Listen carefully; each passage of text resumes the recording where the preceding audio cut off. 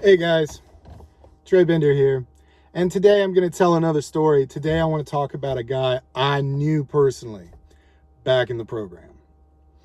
All right, so I'm going to rewind back all the way to my first day there, and I'm walking around, my very first day, my first couple hours in the program.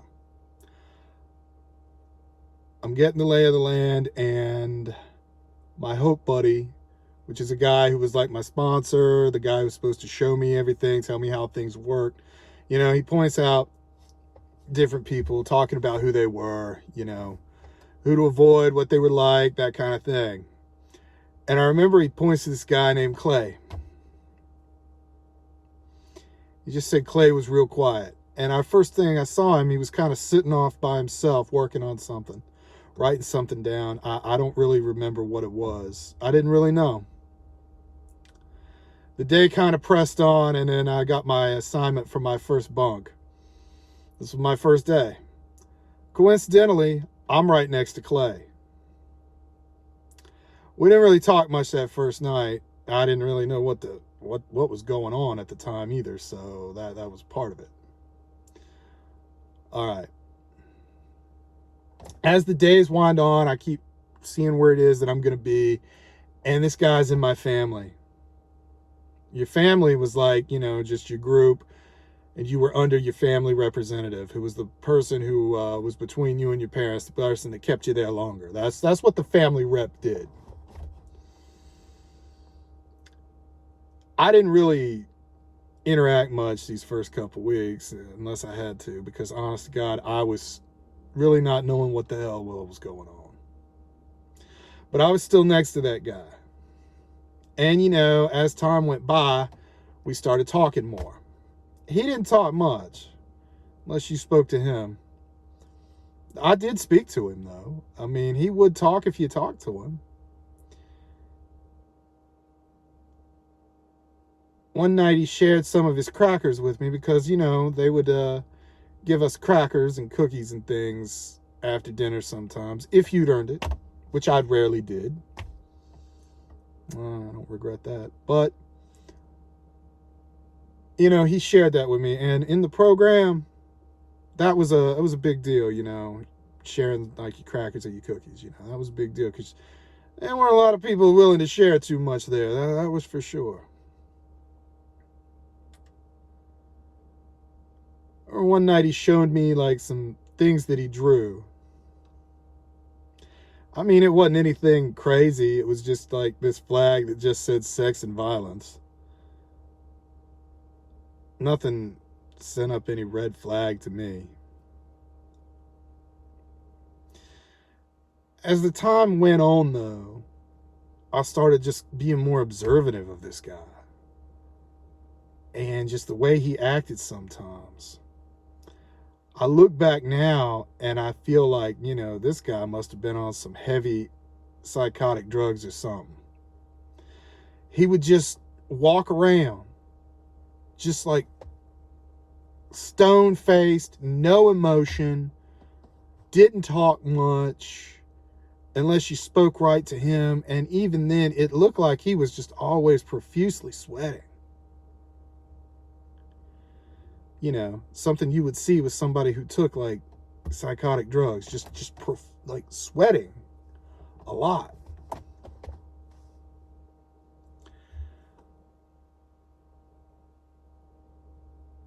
I would watch just the way he would act in groups sometimes during attack therapy. Attack therapy was a big thing. And I remember one day he was like made to stand up. I don't quite remember everything that happened in that, but he stood up and they asked him to like smile or something. And he just goes like that, like he didn't know how to smile. It's like I said, he just didn't have much emotion at first when I met him. But as the time went on, I saw gradual changes in the guy. He would be a little more talkative and he could smile later on. And I remember he had actually made it up in the level system, something I never did.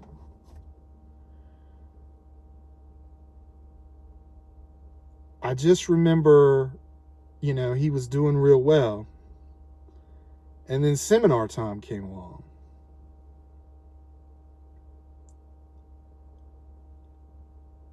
I don't think he did too well in the seminars because, like me, he had chosen out of that second seminar, which was called Focus. And we had to go to this thing called Breakpoint, which was like this seminar you went to if you chose out of the other seminars, or at least you used to. You know, I was one of the last ones I went to.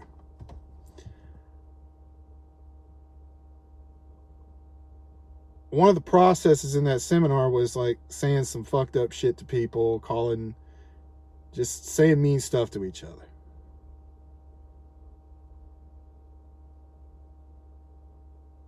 I didn't really think much of it at the time, but I remember watching him bearing a large amount of the negativity in that seminar was being projected at him.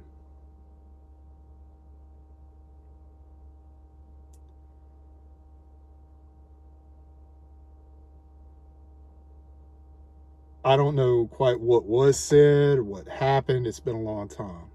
I didn't personally say much to him. Later that night, we were up in our room with our family, you know, because you always stayed with your family. That's just what you did.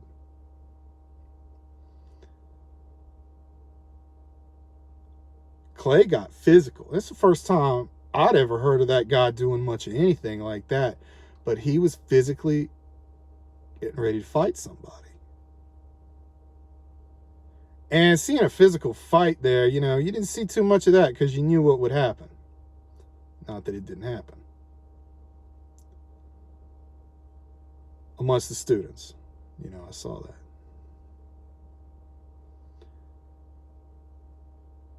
He was getting real physical with somebody else in that family because of what had happened that day.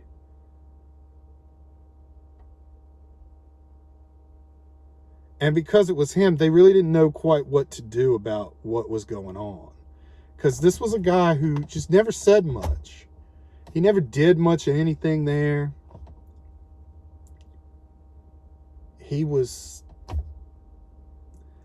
There were times, man, if you didn't know he was there, you'd have never even known. He never spoke much.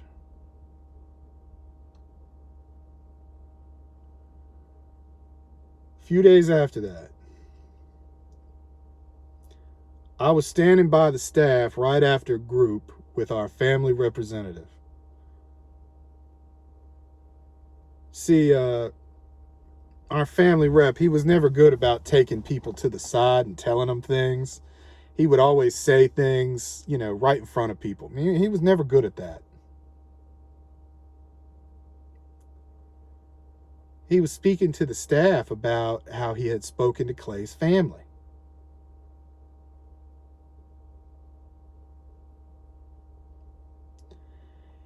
And this guy had made it pretty high up in level 3 because he never really got too much happening to him. He never was down, never did much anything. So he just scooted underneath the radar, accumulated a lot of points.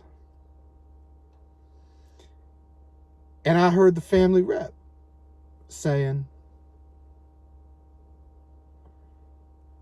his dad wanted him to go to level 1, 100 points, but his mother wanted him to go to level 2, 300 points.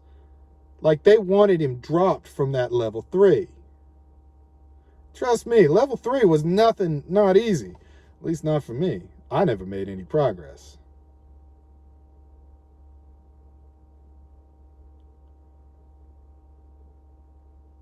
So I saw that, and I didn't quite understand what I was seeing at the time. Time went on, and of course he accumulated more points, but he never made it back to level 3. A couple months go by as time went pretty quickly in the program. All right. He gets a date. A date was when you knew the day that you were leaving. Like, yeah, you getting out of here. You getting pulled. He gets a date. He talks a little bit. We're in our evening group, and he's a lot more talkative now. And people asked him for some words of wisdom from Clay. And he says, he goes, how's about you and me go see a movie? And something like that for him, that was a big step in the right direction for him, So I asked him to write something, some sort of quote, one of my notebooks. And he writes, it's about that time when the time is right. I was happy to see him get out of there.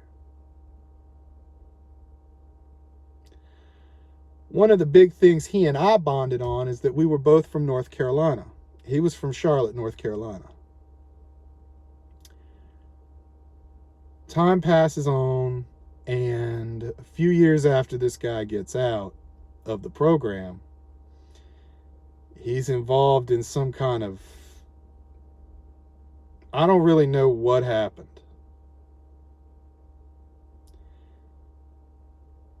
He had a lot of problems with his father. And one day he shot his father in the head and killed him. His mother came home, found him, and she called the police. And I don't really know the whole story of what exactly happened. All I know is he got sent to prison for that.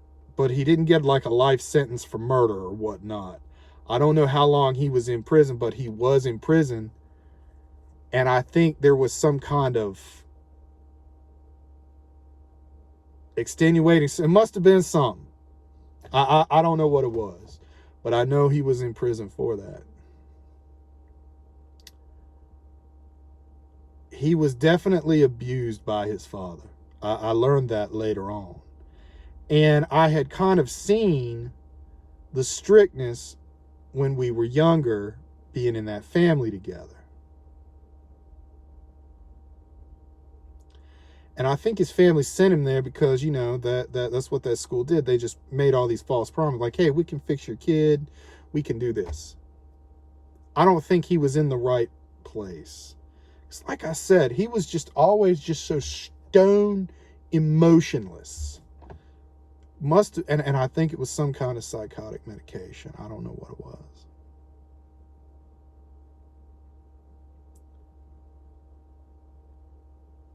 He gets out of prison and he's on the street. He doesn't really have any real family. None of that. Nothing like that. He had a grandmother.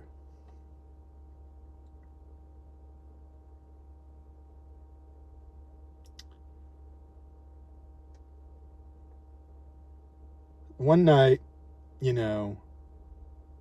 something really bad went on, and his grandmother locked him out of the house, called the police, something like that, and there was a social worker ready to involuntarily commit the guy. So he has some serious issues if he was looking at being involuntarily committed by a social worker. That's what I read. The police show up, and he charges it to Mecklenburg County Police in Charlotte.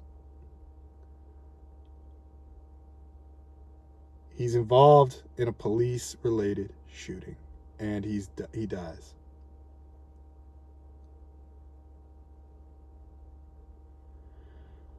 One of the first things I thought about when I heard about that was, I remember just the interactions I had, seeing the way his family treated him. Even in there, you could be treated pretty badly by your family.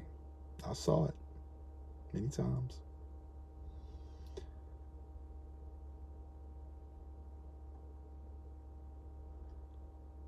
I'm going to look back and think, did he need to be in that program? No.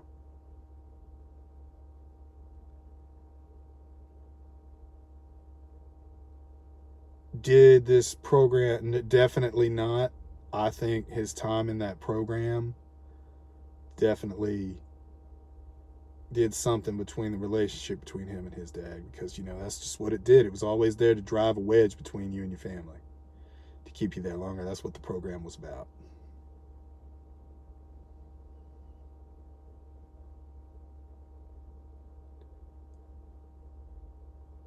I thought about him over the years. Somebody I knew, and when I lived in Charlotte, I thought about it even more. You know, the guy deserved better. He was abused, and that's the sad part, that's what that's the road that led it down to.